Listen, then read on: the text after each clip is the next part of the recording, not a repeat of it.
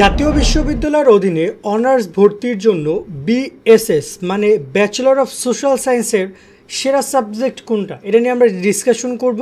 মূলত bachelor of social সায়েন্সের মধ্যে 4টা সাবজেক্ট বা 5টা সাবজেক্টই রয়েছে যেখানে শিক্ষার্থীরা ভর্তি হতে পারে। এক্ষেত্রে তুমি যখন অনলাইন আবেদন করবা তখন কিন্তু শুধুমাত্র ব্যাচেলর অফ সোশ্যাল সায়েন্স না, তুমি যে কোনো ডিপার্টমেন্টে অ্যাপ্লাই করতে পারবা। তবে মানবিকের এই সাবজেক্টগুলোর মধ্যে ভালো সাবজেক্ট কোনগুলো সেগুলো নিয়ে আমরা আজকে ডিসকাস করছি এবং তোমাদের ভর্তি সম্পূর্ণ সকল তথ্যগুলো তোমরা কিন্তু আমাদের চ্যানেলে এবং আমাদের ফেসবুক পেজে পেয়ে যাবে। তাই আমাদের সাথে অবশ্যই তোমরা কানেক্টেড থাকবা।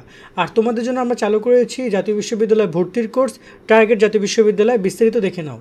অনার্স ভর্তি পরীক্ষায় ভালো রেজাল্ট করার মাধ্যমে ভালো কলেজ এবং ভালো সাবজেক্ট পেতে চাইলে তোমরা যুক্ত হতে পারো টার্গেট জাতীয় বিশ্ববিদ্যালয় কোর্সে, যেখানে তোমরা 230 টাকায় মেইন এবং গ্রুপ সাবজেক্টে 6000 প্লাস এমসিকিউ শিট পাবে, যা পড়লে তুমি কনফার্ম ভর্তি পরীক্ষায় ভালো রেজাল্ট করতে পারবে।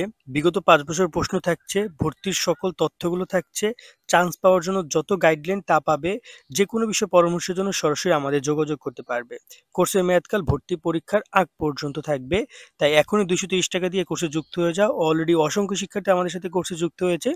কোর্সে যুক্ত হতে চাইলে স্ক্রিনে দেওয়া এই নাম্বারে বিকাশ বা নগদ থেকে 230 টাকা সেন্ড মানি করে আমাদেরকে হোয়াটসঅ্যাপে মেসেজ করো, আমরা তোমাকে কোর্সে যুক্ত করে নিচ্ছি। বিস্তারিত কমেন্টে এবং ভিডিও ডিসক্রিপশনে দেওয়া রইল। আশা করি তুমি বিস্তারিত দেখেছো। চাইলে আমাদের কোর্সে যুক্ত হইতে পারো। যুক্ত হওয়ার সাথে সাথে সকল বিষয়ে তুমি সাজেশন পেয়ে যাবা এবং তোমাকে দেওয়া হবে ভর্তি পরীক্ষা পর্যন্ত সকল গাইডলাইন।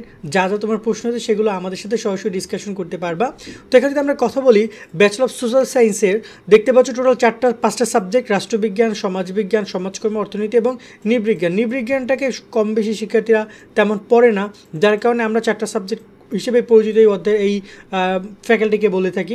এখন এখানে সবচেয়ে ভালো সাবজেক্ট কোনটা, দেখো ভালো সাবজেক্ট আবার সহজ সাবজেক্ট দুইটা আলাদা আলাদা ফ্যাক্ট। কারণ ভালো সাবজেক্ট সেটা একটু কঠিন হতে পারে, আবার সহজ সাবজেক্ট সেটা তো এমনিতেই সহজ, বাট সবসময় সহজ সাবজেক্টটা কিন্তু ভালো না। বাট রাষ্ট্রবিজ্ঞানের যদি বলি এই একটা সাবজেক্ট রয়েছে যেটা একই ধারে ভালো সাবজেক্ট আবার একই ধারে একটা সহজ সাবজেক্ট হিসেবে পরিচিত।